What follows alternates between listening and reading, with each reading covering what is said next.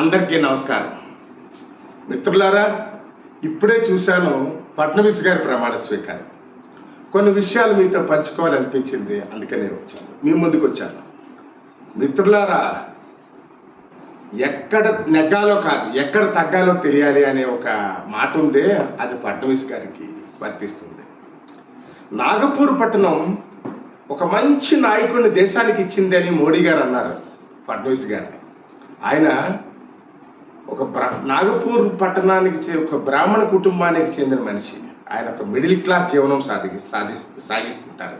ఆయన భార్య ఒక ఐసిఐసిఐ బ్యాంక్ ఎంప్లాయ్. ఇతను ముఖ్యమంత్రిగా ఉన్న ఆవిడ ఉద్యోగం చేస్తుంటారు.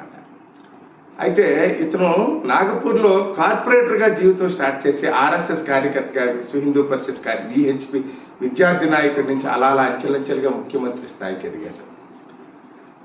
ముఖ్యంగా ఏంటంటే చెప్పాల్సిన విషయం, ఆయన 2 సార్లు ముఖ్యమంత్రి అయిన తర్వాత, బీజేపీ అయిన తర్వాత ఏక్నాథ్ షిండే గారి ప్రాబ్లం వచ్చింది రాష్ట్రంలో.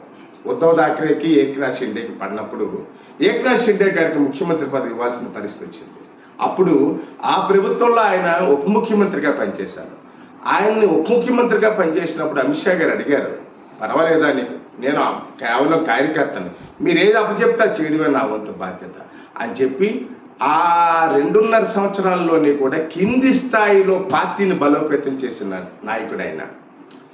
ఆయన్ని ఉద్ధవ్ థాక్రే గారు, సుప్రియా సూలే గారు చాలా విమర్శించారు. ఈయన పని అయిపోయింది, ముఖ్యమంత్రిగా చేసి డిప్యూటీ చీఫ్ ముఖ్యమంత్రిగా చేయడం ఏంటి, అసలు ఈయనకి ఏమీ పౌరుషం లేదా, అన్ని అవమానాలు భరించాడు ఆయన. ఎందుకంటే కొడతాడుగా తర్వాత ఎలాగా నెగ్గుతాను నేను మళ్ళీ అవుతాను అని చెప్పి ఆయనకు ముందే తెలుసు.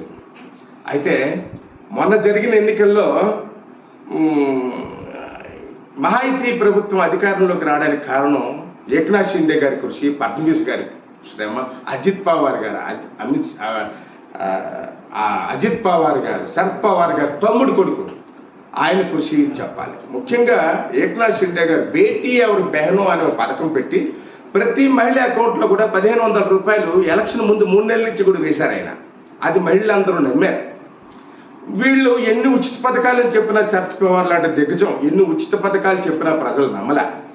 ఇవాళ బాల్ థాక్రే కొడుకు ఉద్ధవ్ థాక్రే వారసుడు కాకుండా ఏక్నాథ్ షిండే గారు వారసుడిగా ప్రజలు నమ్మారు. అలాగే శరద్ పవార్ గారు తమ్ముడు కొడుకు అజిత్ పవార్ గారిని నమ్మారు ప్రజలు. సుప్రియా సూలేని కానీ శరద్ పవార్ గారిని నమ్మలేదు. ఈ వయసులో శరద్ పవార్ గారికి ఇది సరఘాతమే, కొంచెం బాధ అనిపించే విషయం. మంచి రైతు. అయితే ముఖ్యంగా చెప్పాల్సింది ఏంటంటే మిత్రులారా, ఈ ముఖ్యమంత్రి ఎన్నిక విషయంలో అపరచాణిక్యుడు అమిత్ షా గారు చక్రం తిప్పి ఎలా 132 స్థానాల్లో బీజేపీ గెలిచినప్పుడు, నీ ప్రభుత్వంలో ఆయన ఉప ముఖ్యమంత్రిగా ఉన్నప్పుడు ఫడ్నవీస్ గారి ప్రభుత్వంలో నువ్వెందుకు ఉప ముఖ్యమంత్రిగా ఉండకూడదు అని చెప్పి అమిత్ షా గారు ఏక్నాథ్ షిండే గారిని అడిగినప్పుడు ఆయన ఏం అనలేపారు. సరే మీ ఇష్టం సార్ అనే మాటే అన్నారు.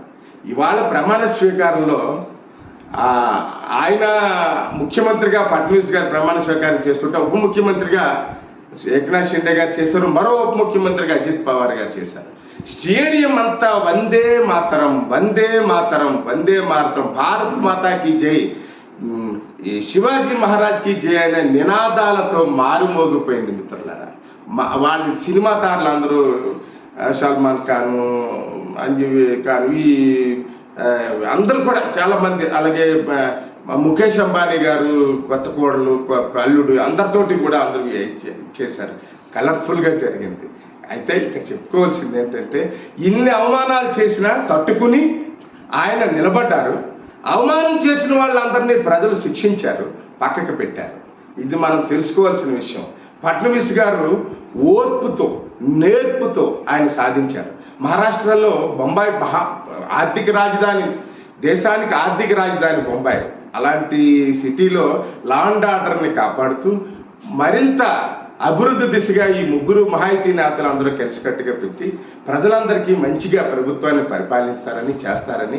ఫడ్నవీస్ గారు ఒక అవినీతి మరకలేని నాయకుడు. ఆయన బీజేపీలో ఈరోజు కూడా ఆయన 3వ ప్రమాణ స్వీకారం, 2 సార్లు కూడా ఆయనకు అవినీతి అసలు ఎంచుదామన్న ఒక్క కంప్లైంట్ లేదు ఫడ్నవీస్ గారు. అలాంటి మంచి నాయకుడిని ప్రజలందరూ ఎన్నుకున్నారు, నమ్మారు. అందుకే నవ్విన నాపు చేనే ఎప్పుడైనా పండుతుంది.